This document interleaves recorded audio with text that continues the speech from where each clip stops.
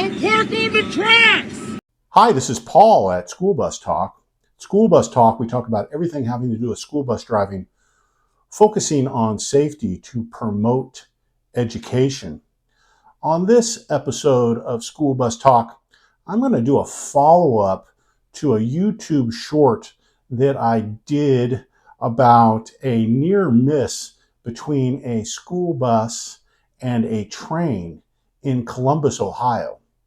So let's go take a look at that short, and then I'll come back. Check out this video of a train in Columbus, Ohio, nearly colliding with a school bus, almost causing a catastrophic crash.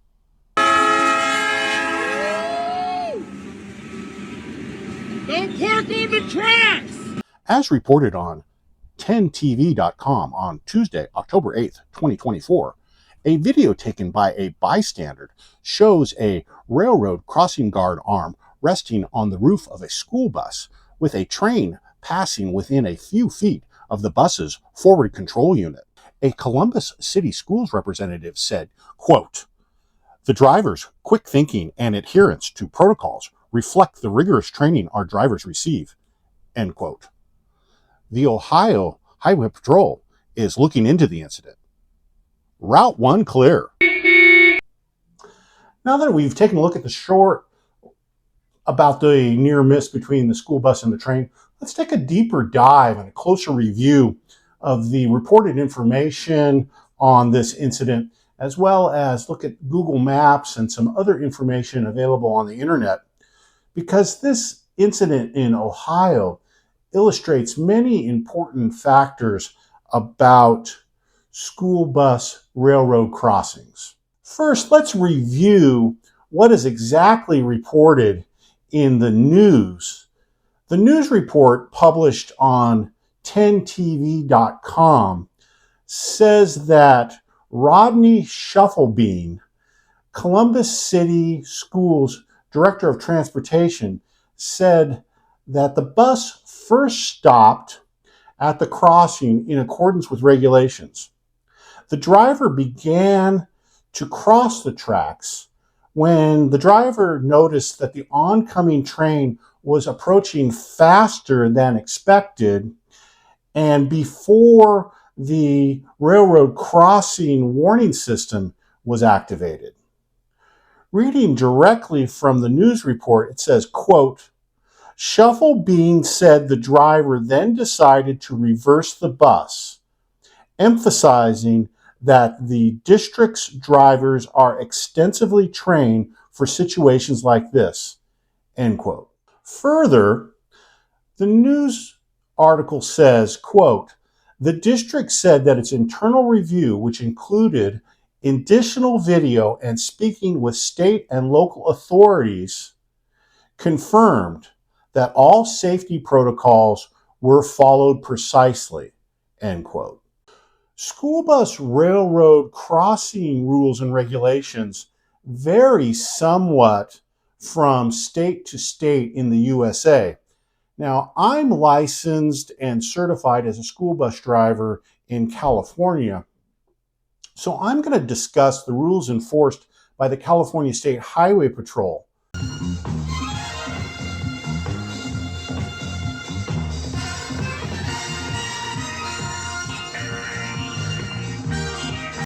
I'll then come back a little later in the video and talk about the rules in Ohio. The railroad crossing rules for school bus drivers in California go like this. First, turn off the master switch so that the red flashing lights are not activated when you open the door, the main entrance door, during the crossing. 2, activate the flashing hazard lights 200 feet before the railroad crossing.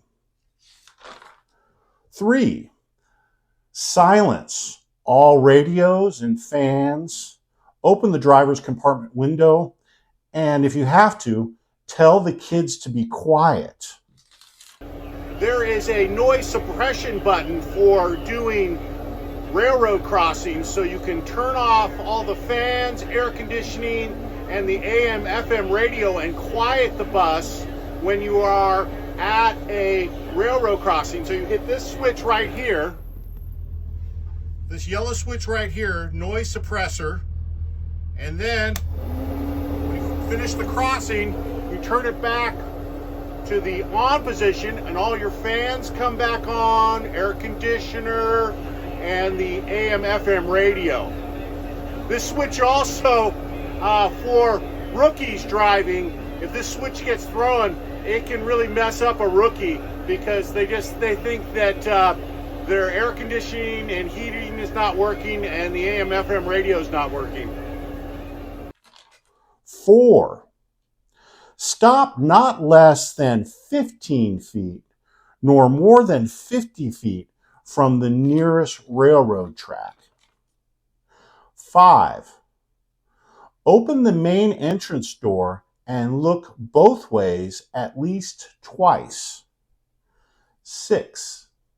Make certain the way is clear and you can cross all the tracks and there's room for the entire bus to travel across the tracks, including queuing area on the far side.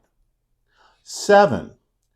Close the doors and, quote, proceed with authority across the tracks.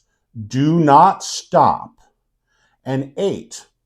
If the bus stalls on the tracks, evacuate the bus and have the passengers move away from the direct tracks and in the direction of the oncoming train.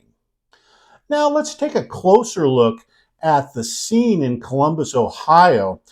Here's a location map of the railroad crossing. You can see that it's at Bryce Road, and Bryce Road doesn't intersect the tracks exactly at a right angle.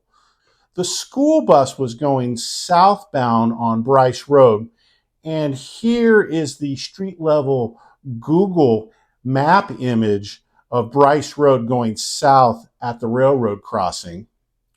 The train was going westbound on the track, and here is the eastbound view of the railroad crossing.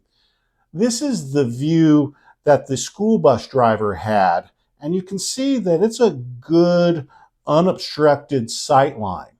Let's go back to this issue of what the specific school bus railroad crossing rules and regulations are in the state of Ohio. If you Google Ohio school bus railroad crossing, it directs you to a manual published in 2020 by the Ohio Department of Education called Ohio Pupil Transportation Operation and Safety Rules. The procedures set forth on page 68 of this manual are fairly basic and brief, with no discussion of stopping distances or proceeding with authority after determining the way is safe. However, in Ohio, it gets a little bit more confusing because there's a second school transportation manual from 2024 published by the Department of Education and Workforce called the Pre-Service Transportation Manual. This resource clearly states in the first sentence of the manual's preface, quote, the Ohio School Driver Training Program for vehicles other than school buses, end quote. So this manual is for transportation of students in any vehicle except school buses. So if you go to page 23 of this manual, it says, quote, drivers of any vehicle transporting students to and from school or a school-related activity, function, or event must stop at all railroad crossings, end quote. Then there's a detailed discussion of railroad crossing procedures which closely conform to the procedures that I discussed earlier that are used here in California. The rules in the second manual include minimum stopping distance of 15 feet and maximum of 50 feet. There's no discussion of how the driver is to proceed once he or she determines the way is safe. I'm really sorry for going down this rabbit hole about school bus crossing rules in Ohio, but they seem rather arcane. And if you're from Ohio or have some knowledge about this, please comment if you have some perspective and insight.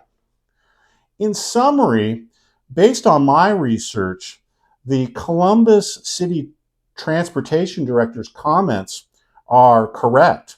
And the school bus driver followed safety protocols precisely because Ohio law does not specifically set forth stopping distance rules for school buses of 15 to 50 feet.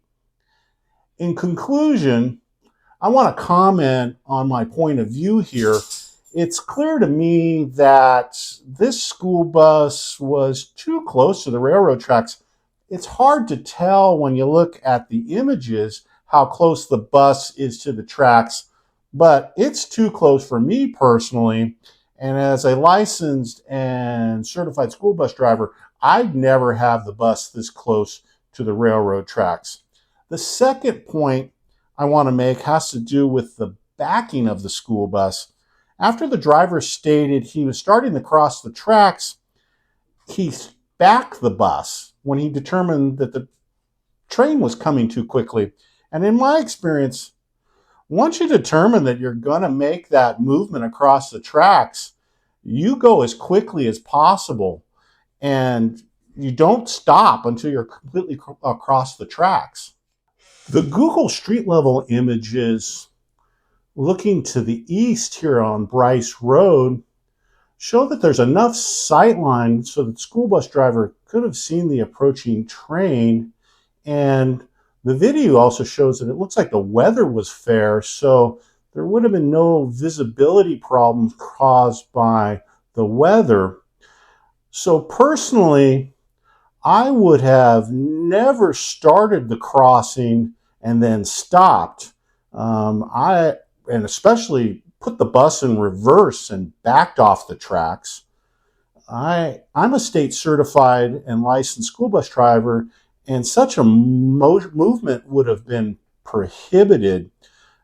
In fact, in the outfit that I work for, we really discourage the backing of school buses with kids on board.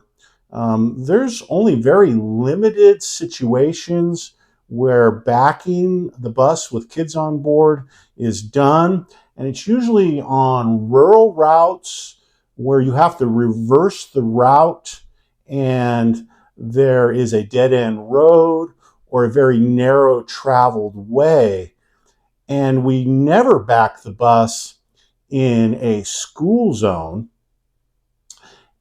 And this situation in Ohio, I'd be interested if there's any comments out there about it, and please leave them so that we can have a more edified discussion. Now, that wraps up this episode of School Bus Talk. Remember, safety is essential.